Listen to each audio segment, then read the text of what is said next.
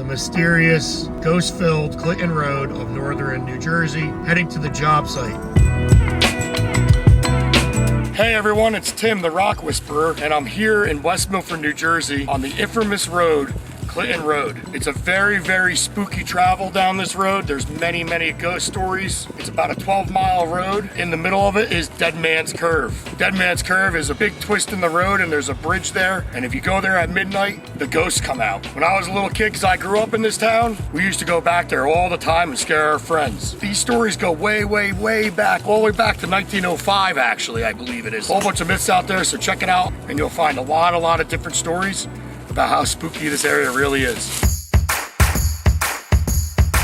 It's the end of March. The temperature today is a mere 18 degrees with a wind chill factor, down into the single digits. Should be a fun one. So we just got to the job site and I'm gonna do a walkthrough with my teammates. I got Aaron and Rafael behind me. We're gonna mark out the pond and then we're gonna start excavating the pond area. Beautiful 11 by 16 Aquascape ecosystem pond.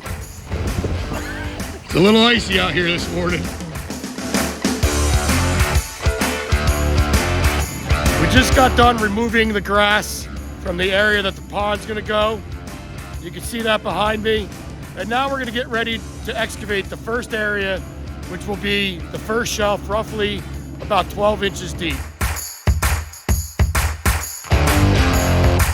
The marks show you where the first shelf will be, right along over there and over here. And we're about to go dig the bottom area of the pond. So we got most of the pond excavation dug. Now we're working with the hand tools, shovels and rakes, just getting everything smooth and ready for the underliner fabric as well as the liner. Let's go see what Aaron's doing. What do you got going on over here? We found an irrigation line right in the middle of our pond. So we have to move carefully all the water lines and keep moving. We're just wrapping up day one and the hole is fully dug and we're ready to get the underlayment and liner in the pond. It's day two and we're at E.P. Jansen's nursery located in Florida, New York. And we're up in the stone yard going to pick the perfect feeding stone for this 11 by 16 pond. So let's go see what they got here.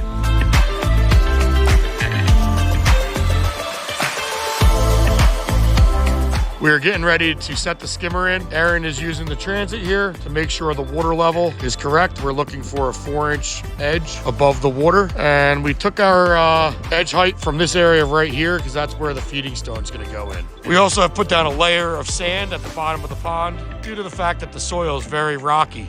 We will have a protective geotextile underlayment, but just for extra security, an inch of sand doesn't hurt.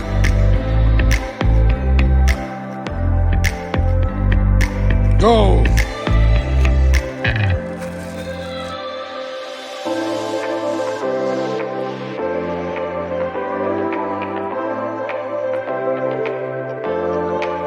Right here we have a drainage pipe, corrugated drainage pipe. It's roughly about a 24-inch diameter. And what we're using it for is a nice place for the fish to hide from predators, the sun. And what we're gonna do is we're gonna actually frame this out right here with another boulder, just like this one here. And we'll cut the tube a little more and actually hide this so it looks all natural, but gives a great safe area for the fish to be able to hide in the deep area of the pond. I'm down in the bottom of the pond here at Ralph. And in front of me, we have the boulders set. We don't have them touching the liner. And the reason the liner is away from the wall is we have all this really, really sharp rock. So by leaving a void, I am now able to backfill it. Aaron, go ahead. With some sand in between that void because we want to protect the liner from the shale. So start at day 3 here, and we have Rafael behind me, positioning the first waterfall stone into the pond, and Aaron's up in the machine there, and we're gonna get started.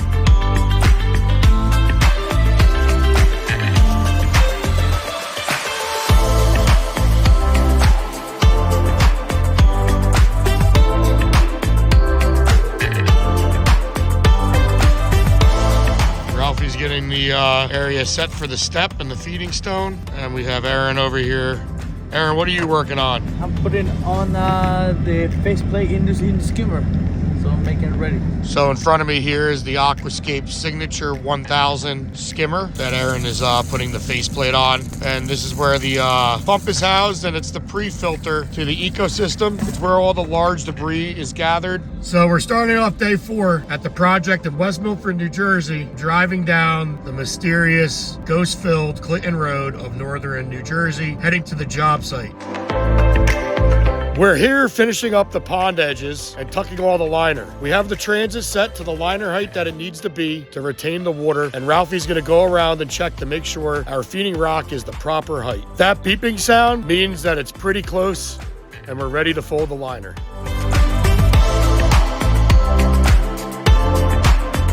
We got our liner all tucked and we're ready to add some soil.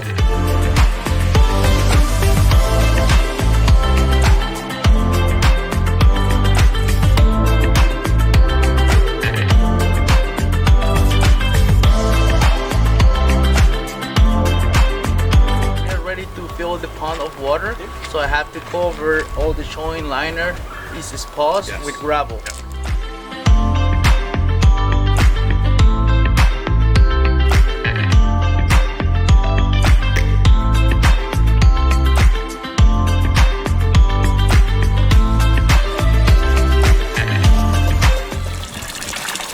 I'm about to set it up our 1,000 skimmer. We are gonna use 4,000 to 7,000 Aquascape pump. We're gonna need a check valve. We have a rack over here, filter mesh 1,000, and our basket. And what's the leaf, and the leaf. Oh no.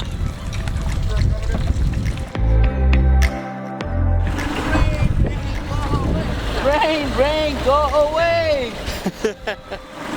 Good morning, it's day 5 here, and we're at the waterfalls on Clinton Road. It's one of the more majestic parts of this area, so I'm gonna let you guys all enjoy what we're seeing here. You can see the river down behind me, which is really cool off the bridge. And then in front of me here are all these beautiful waterfalls cascading through the woods. I grew up in this town, so these are some of the areas I used to play in and get my inspiration, I guess, for what I'm doing now, building amazing waterfalls. Paying attention to how the rocks are in nature is one of the easiest ways to build a natural waterfall in the backyard. So last night we had some heavy thunderstorms and stuff come through, but luckily before we got out of here, we were able to put a big tarp out, myself and Ralphie, and weigh it down from the winds. And we're gonna see what the job site looks like this morning. But wasn't that pretty cool over by those waterfalls? Nothing like growing up around that and experiencing the nature and the beauty of it and the water rushing through the rocks. I think sometimes that really helps me build what I build every day. So thanks for joining along. Let's go see what the job site looks like.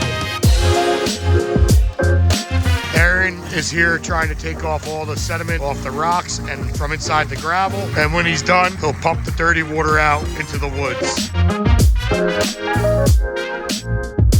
We're on the final day here in West Milford, New Jersey, finishing up this 11 by 16 ecosystem pond. And behind me, Aaron is working on the final step of sealing the liner to the signature 6,000 biofall.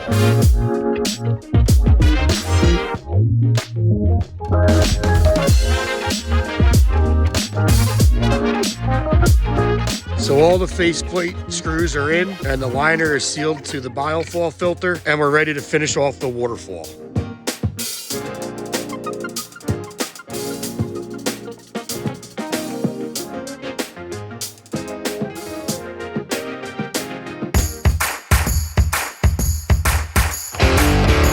So we're back at the project and it's 2 days later, and you can really see how well the water is starting to clear up from the filtration system we put in. There's a little bit of haze left in the water. That's due to the water hasn't fully cleared from the construction process, but the water will eventually clear. I would just like to go through a couple of things that we really liked about this project building it. One of the things was the natural setting that we had behind all the waterfall, all the woods, and the natural beauty of the property here, as well as the waterfall itself. One of my favorite parts about that is the bottom rock on the right-hand side of the waterfall, how the water just trickles down over the surface. Gives it a very, very natural feel. It's just not contained in the middle. And then another thing is just adding little subtle drops inside the waterfall. It's just not one drop. It drops a little bit and then comes over and then drops a lot. Those little differences and angles really give it a natural feel. So that was one of my favorite things about the project here in West Milford. Thanks for watching. Tune into the next video and don't forget to hit the subscribe button to follow along.